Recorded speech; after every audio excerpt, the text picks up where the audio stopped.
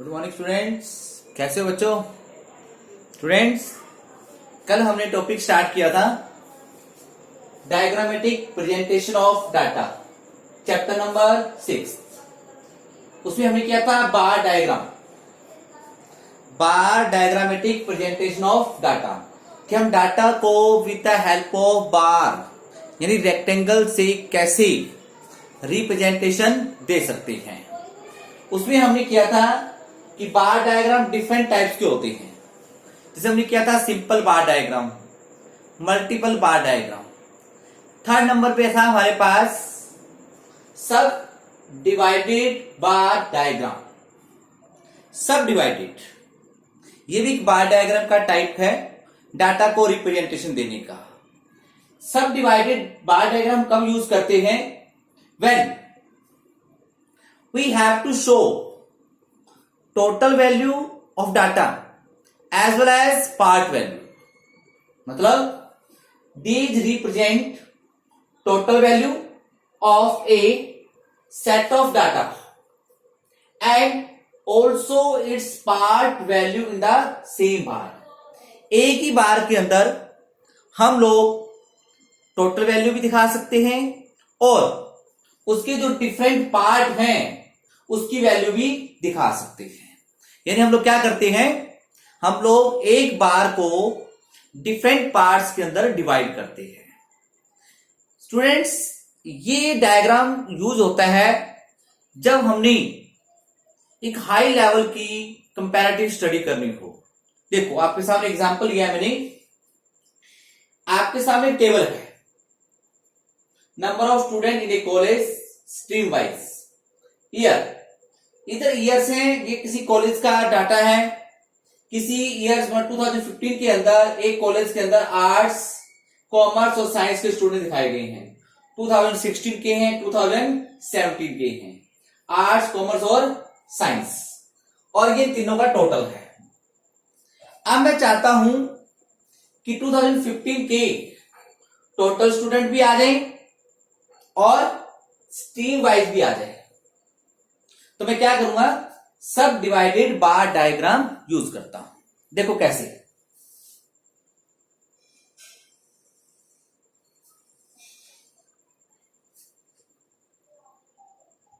इधर मेरे पास रहेंगे नंबर ऑफ स्टूडेंट,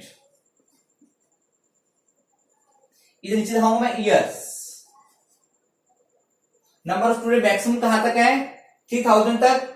तो मैं ले लेता हूं 2 to 100 का एक मेजरमेंट। 6, 8, 10, 12, 14, 16, 18, 20, 22, 4, 6, ये हो गया 26, 24, 22, 1600, 1400, 1200, 1000, 800, 600, 400 और 200 ईयर्स। एक ये हो गया 2015, 2016, 2017। अब देखिए बेटा, 2015 के अंदर टोटल स्टूडेंट्स कितने हैं? 3000। तो मैं क्या करूंगा, 3000 तक एक बार बना लेता हूं, रेक्टेंगल बन जाती है। ओके बेटा। अब इसको मैं करता हूं डिवाइड। आज के कितने स्टूडेंट्स हैं? 1200। कॉमर्स के 1000, 1200 और 1000 2200, बाकी क्या बच गया? 800। सिमिलरली 2016 में कितने हैं? 2000।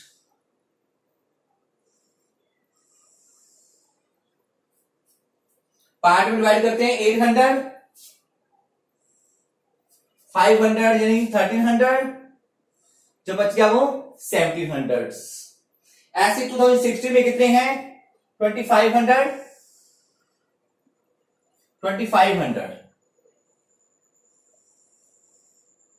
डिवाइड करते हैं 700 यहां पे आएगा,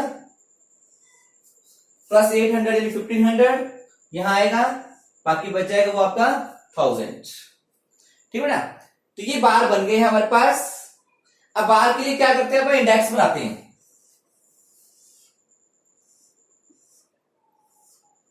आर्ट्स, कॉमर्स, साइंस, क्या आप तो कैसे शेडेड करोगे?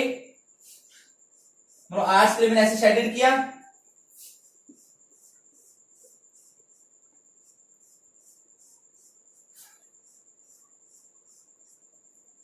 कॉमर्स के लिए आपने ऐसे लाइनें लगा दी,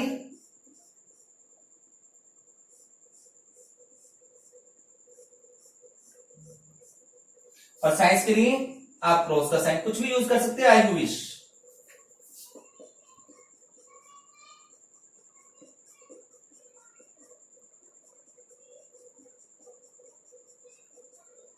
स्टूडेंट ये था आपका सब डिवाइडेड बार डायग्राम। यहां पे टाइटल लिखेंगे हम लोग, सब divided bar diagram showing number of students in A college.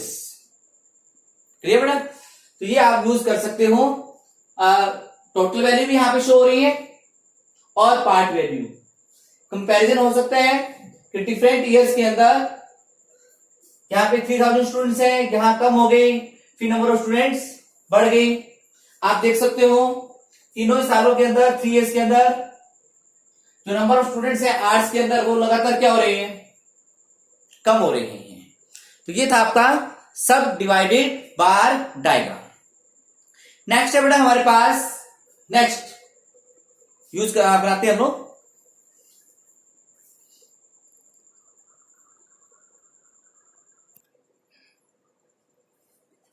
Students. Next है हमारे पास बार डायग्राम का एक और टॉपिक, परसेंटेज बार डायग्राम। जैसे अभी हमने किया था सब डिवाइडेड बार डायग्राम, कि हमने कैसे एक बार को डिफरेंट पार्ट्स में डिवाइड किया था।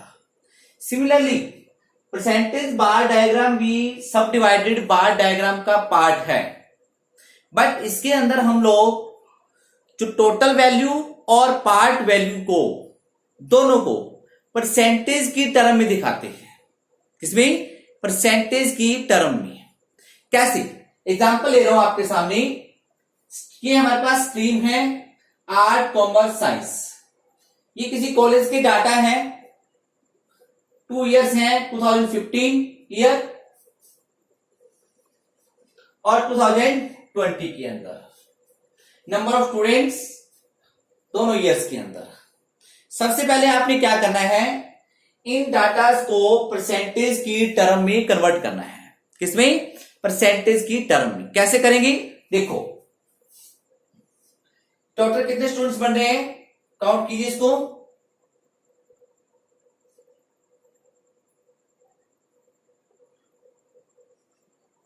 कितने हो गई? 3000। यहां भी कितने हैं? 3000।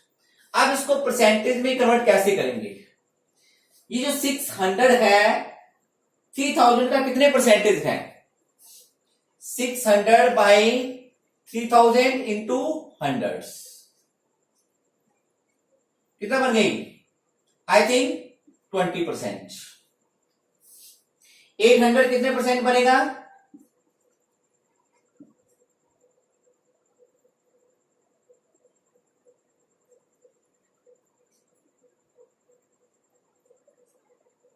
हाँ जी, कितने परसेंट हो गई?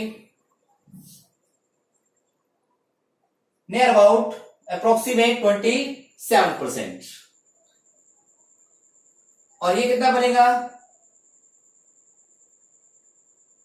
1 मिनट स्टूडेंट्स, दोबारा चेक करते हैं। 30 20% कट गया, और 1600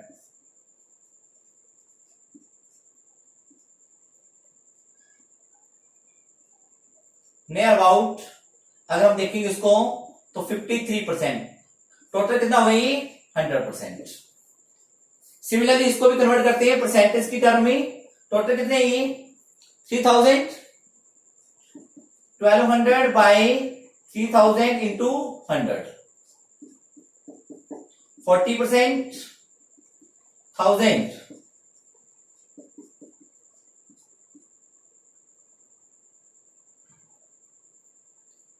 कितना बनेगा ये?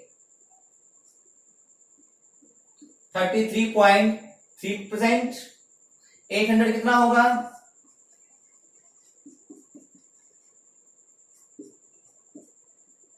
नियर अबाउट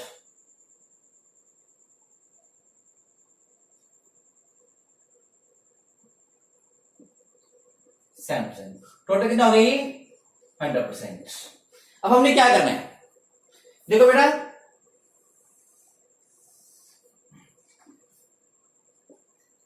इधर आपके जो डाटा आएंगे वो आएंगे परसेंटेज, नंबर ऑफ स्टूडेंट्स आएंगे, number of student in percentage. नीचे क्या लेंगे हम लोग? ईयर्स। टोटल कितने परसेंट है हमारे पास? 100%। 10%, 20, 30, 40, 50, 60, 70, 80, 90 और 100।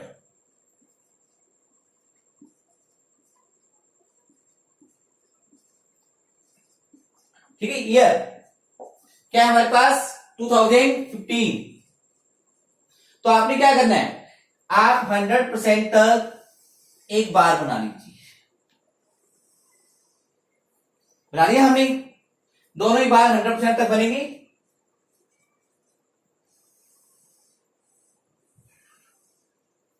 ठीक है ना।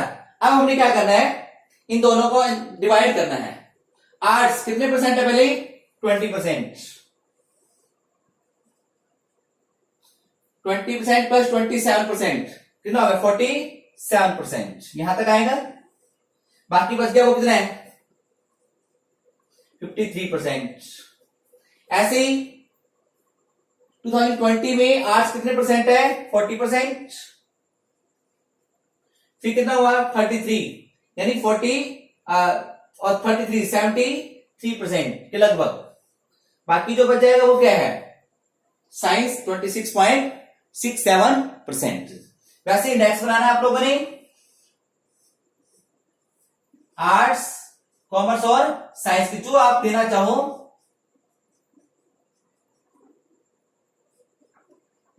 वो आप दे दीजिए यहां पे।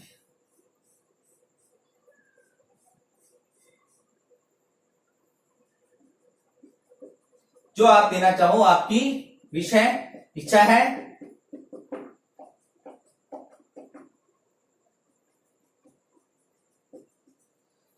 इसके अंदर जो भी वैल्यू दिखाई जा रही है वो परसेंटेज की टर्म में है।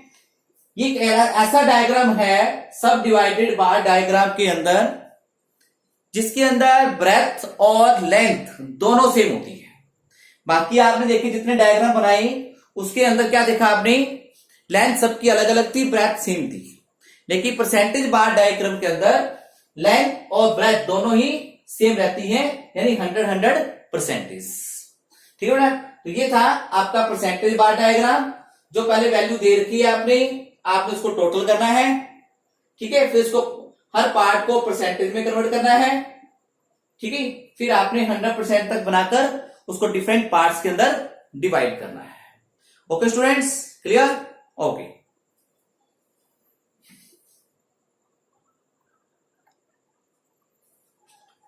यस स्टूडेंट्स, नेक्स्ट है हमारे पास डेविएशन बार डायग्राम।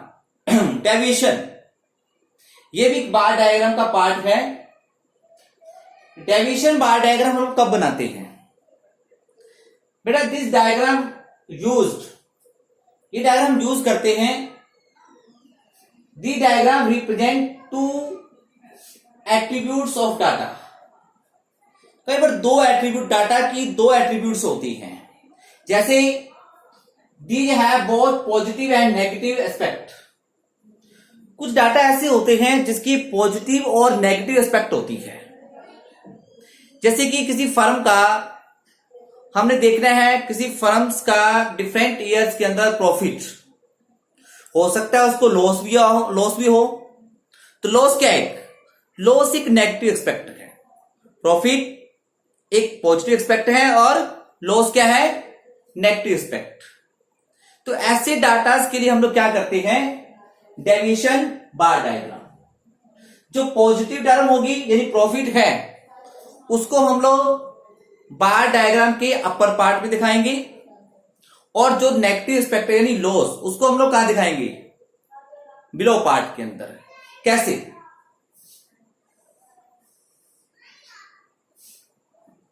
इधर आएगा हमारे पास प्रॉफिट लॉस इन लाख, इसमें है लाख्स में है,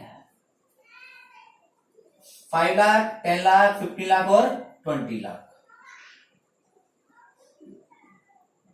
नीचे भी इधर क्या है हमारे पास, ईयर्स 2015, 16, 17 और 18।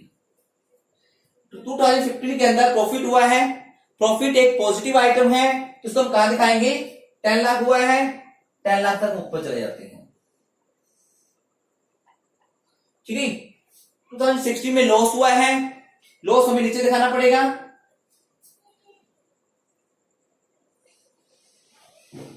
फिर प्रॉफिट हुआ है 17 के अंदर 20 लाख।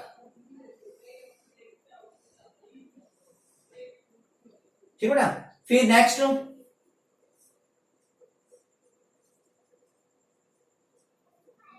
15 लाख का प्रॉफिट है। ये जो डायग्राम आपको नजर आ रहा है, जो एक्स एक्सिस के ऊपर भी बना है, नीचे भी बना है, इस डायग्राम को हम लोग कहते हैं डेविएशन बार डायग्राम।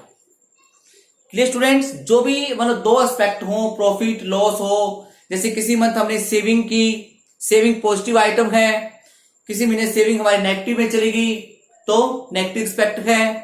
तो ये आपने इससे डाटा को शो करने के लिए आपने क्या करना है, डेविएशन बार डायग्राम बनाना है। क्लियर स्टूडेंट्स, तो ये था हमारे पास बार डायग्राम के डिफरेंट पार्ट्स, 5 पार्ट्स हमने कंप्लीट कर लिए हैं। अब आपने अपने स्केल का यूज करना है, स्केल पेंसिल का यूज करना है, और जो आपको डाटा दिए जाएंगे डिफरेंट इंफॉर्मेशन को आपने इन बार डायग्राम्स के अंदर रिप्रेजेंटेशन देनी है। Okay students, have a nice day.